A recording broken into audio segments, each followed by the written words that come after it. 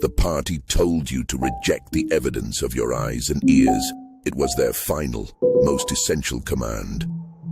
His heart sank as he thought of the enormous power arrayed against him, the ease with which any party intellectual would overthrow him in debate, the subtle arguments which he would not be able to understand, much less answer, and yet he was in the right. They were wrong, and he was right. Hello everyone, welcome to episode 8 of Priviso Live, your weekly dose of insights and tips on all things information security, ICT legislation and risk, brought to you by Priviso Consulting. Hello everyone, this is Stephen.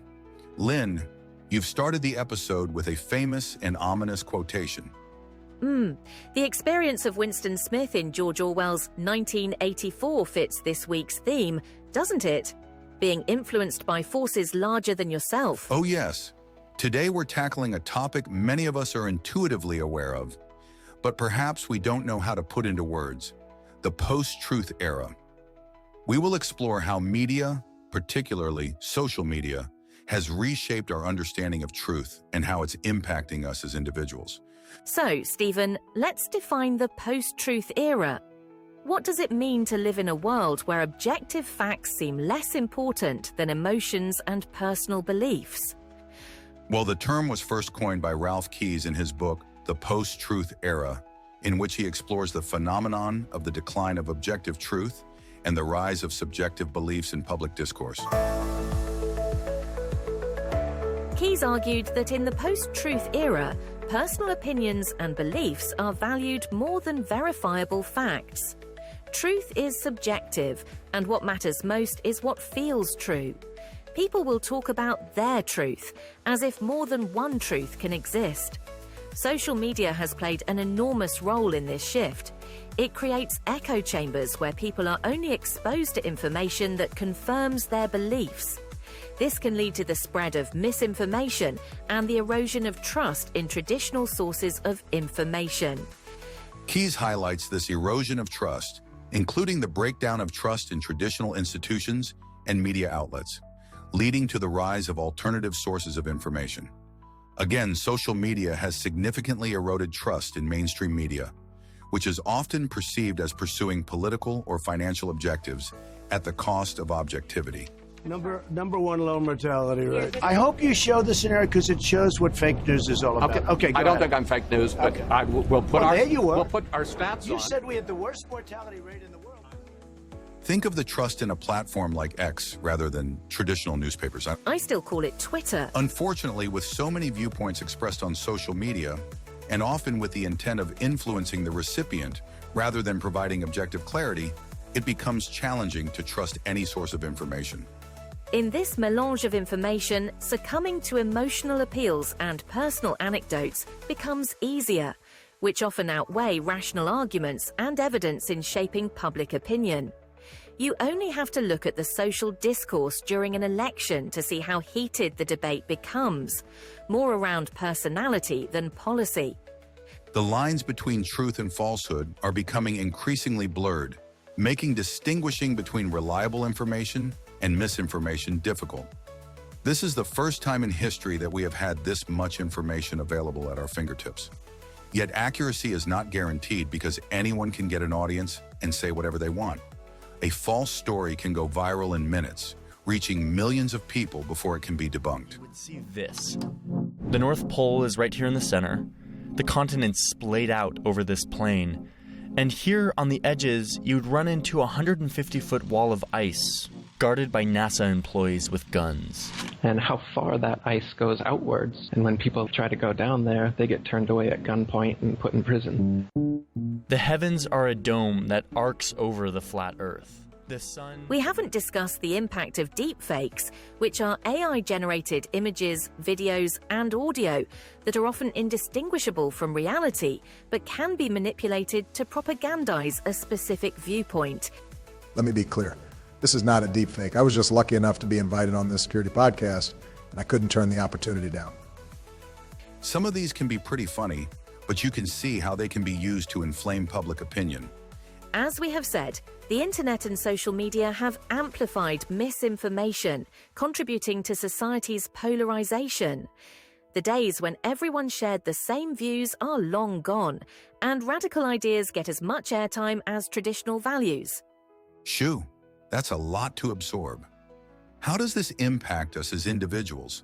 Well, constant exposure to negative news and divisive rhetoric can lead to increased stress, anxiety, and depression. It can also make us more susceptible to manipulation and propaganda. And it affects our ability to make informed decisions. When bombarded with misinformation, it's hard to know what to believe. This can lead to poor decision-making in our personal lives and as citizens.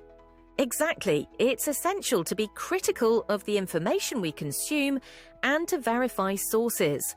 We should also be open to different perspectives and willing to engage in dialogue with people with different views.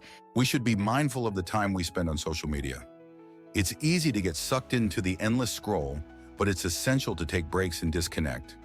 You know, Stephen, we've talked about the impact to the individual, but our society, perhaps even the human psyche, has changed. As a species, we seem to become more susceptible to accepting the irrational simply because we are bombarded with it. I believe that we no longer think deeply about things. We are too consumed by the latest meme. That does not bode well for society in general. Even from the leaders in society, Lyn. Especially from all kinds of leaders in society, politicians, business leaders, influencers, and radicals. We need to say that propaganda in pursuit of political ideology, manipulating the market, or just selling products has always existed. In what way would you say this is different? It's a fair question, Stephen. I think the traditional sources for information no longer sway public opinion, which frightens them. I note the number of politicians and media houses that now encourage censorship of ideas, the very opposite of Western liberal values. I believe that we actually do have a threat to democracy in this country, but unfortunately, it's not the threat to democracy that Kamala Harris and Tim Walz want to talk about. It is the threat of censorship. It's Americans casting aside lifelong friendships because of disagreements over politics. It's big technology companies silencing their fellow citizens. And it's Kamala Harris saying that rather than debate and persuade her fellow Americans, she'd like to censor people who engage in misinformation. I think that is a much bigger threat to democracy than... We also see unorthodox opinions finding an audience. How often do you look around and think that the world has gone crazy with people supporting nonsensical ideas? But this is a security podcast, Stephen. How is this relevant to us? Firstly, the world has become far less predictable, hasn't it? It's become more difficult to know what to believe or who to trust, and that unpredictability increases risk. Yes, I can see that. The growth in the audience for radical ideas means that the likelihood of hacktivism has increased, with attackers coming from new sources. I go back to how this has changed society, Stephen. Populations are being influenced and even weaponized through armies of fake social media accounts, also increasing risk. The genie really is out of the bottle.